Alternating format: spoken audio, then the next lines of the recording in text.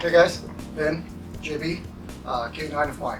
We're going to talk to you today about grinding your dog's nails.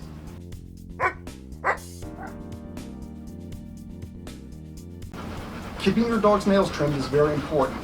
There's three primary reasons. Number one, if you don't keep your dog's nails properly trimmed, it will prevent them from standing correctly.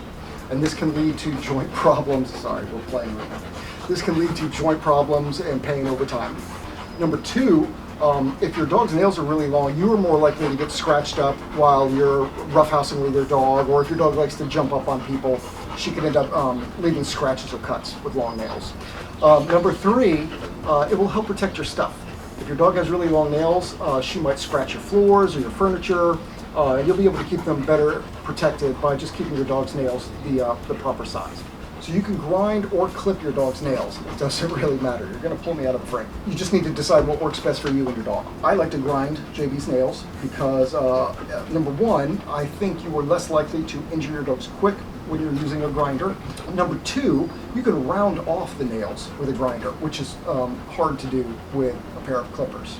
And also, some dogs just seem to handle the grinding process better than having their nails actually trimmed. So just try to figure out what works best for you and your dog. Okay, so before going further, we need to talk a little bit about the anatomy of your dog's toenails. There are essentially two parts of your dog's nail. There's the outer layer, which is the actual toenail. It's made from keratin. This is dead tissue, okay? And then there's the inner part called the quick, and that contains blood vessels and nerve cells. So when you're trimming your dog's nails, you want to feel free to grind or trim the dead tissue, but you do not want to cut or grind the quick. That will not only bleed quite a bit, more importantly, it's very painful for your dog.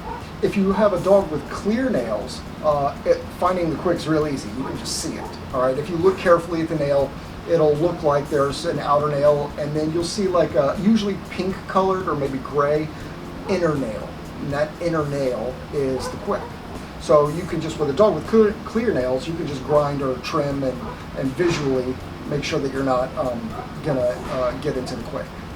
It's a little bit trickier with dogs that have dark colored fingernails. JB's, all of her nails are dark, so we'll show you in a minute. You can still find the quick. You just have to look at the like the cross section. After you grind or trim it a little bit, you'll have to look at the inside of the nail, and that will show you how to identify the quick that way. To get started, you need three things. You need your grinder. We're using the petrol grinder today. We have a full review of this one up on our site. You'll also want some cornstarch or flour. That's in case you accidentally nick the quick on your dog's nails. This will stop it. And then finally, you need motivation for your dog. I use peanut butter for JB. You could use chicken, you could use regular treats, you could use small amounts of cheese. You want to make sure you introduce your dog to nail trimming or grinding at an early stage in her life. This will help her develop a positive association with it and save you a lot of grief down the line. But let's assume this is your first time trying to grind your dog's nails. You want to start slowly. This is not a quick process, and you want to just introduce it all gradually and in a very positive way. So JB knows what time it is, but this is what you would want to do. So you want to take it out.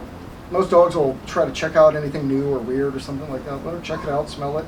Peanut butter. Smell this. Now taste this. Oh, it's delicious. So you just want to do that. This is not my peanut butter. I love JB, but we don't get down like that. Yeah, oh, good. So, this thing needs peanut butter. Okay, that might be all you do for the first session. Just let them check it out. Get a little bit of peanut butter. We're gonna make you fat before the end of this. Sniff this, peanut butter, everything's good. The second session, or the first if you've got a really confident dog, you want to just turn it on and let him hear the sound. I've got the cap on so she's not gonna get hurt sniffing this or whatever. Just want her to get used to the smell, feel the vibration a little bit, and more peanut butter. That might be your second session. You might be able to get this all done in one. You just have to judge your dog. And then after that, you want to, I like to let him feel the vibration. So, ew, peanut butter all over it. But anyway, the point is, you want to be very gradual about this. Get the peanut butter off my fingers. No, it's on my fingers, get it off. Hi, sweetheart. So you just want to introduce it slowly over time. Let them see it, let them smell it, peanut butter, let them hear it, let them feel the vibration. You might also want to even just like pick up their paw. Oh, it's okay. And just touch it to their paw so they can feel with the back end, just so they can feel the vibration. Oh, nothing here. And then a little bit more peanut butter. Okay, now again, there's as many different ways to approach the grinding process as there are dogs and owners on the planet. We encourage you to go watch a couple of tutorials, read a couple of different articles about it, and see a bunch of different viewpoints, and then just pick the one that works best for you. As far as the actual procedure goes, a lot of people like to lay their dog on their side and then just sit on the ground next to them and work that way. That's great if your dog will do it. JB will not do that. So what I do is I usually have her sit on my lap or stand and put her paws on my lap, and that way I can grind with one hand and I can access the peanut butter and keep her happy as we go. Then once I've got her front paws all done, I actually walk around her and then I stand with her like between my knees, and that way I can just lift her back paws gently and access them right there and kind of use my legs to keep her from running off. So we'll show you right now. So what you want to do when you're, I'm going to show you on JB's now, when you want to grind them, you want to start, I like to start from the bottom, go from the bottom of the nail up to the top, and then you want to go from one side to the other around them. And that way, if I can show you, focus on it, we'll go from the bottom to the top, and then we'll go from the right, or it doesn't matter which direction you go, from one side to the other around the nail. Her nails are already pretty good and short. The proper length is you don't want them to touch the ground when your dog is standing normally.